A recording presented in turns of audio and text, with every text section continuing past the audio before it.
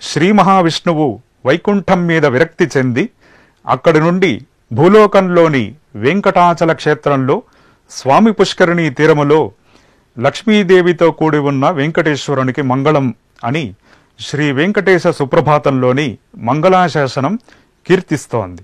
కనుక శ్రీ మహావిష్ణువు వెంకట పర్వతంపై ఉండాలని సంకల్పించినందువలన బ్రహ్మాది దేవతలందరూ శ్రీవైకుంఠంలో స్వామివారిని ఏ విధంగా అయితే అర్చిస్తారో అదేవిధంగా తిరుమలలో శ్రీవారిని నిత్యం పూజిస్తారు. అందుకనే ప్రతిరోజు రాత్రి ఏకాంత సేవ అనంతరం బ్రహ్మాది దేవతలు శ్రీవారికి ఆరాధన చేస్తారు. అందుకే రాత్రి ఆలయంలో ఏకాంత సేవ తర్వాత విమాన ప్రాకారంలో ప్రదక్షిణ చేయకూడదని శ్రీవారి ఆలయంలో నియమం ఉన్నది. ఎందుకంటే శ్రీవారిని పూజించడానికి వచ్చిన దేవతలు ఆ సమయంలో ఆలయంలో సంచరిస్తూ ఉంటారు. వారి ఏకాంతానికి భంగం కలిగించకూడదు.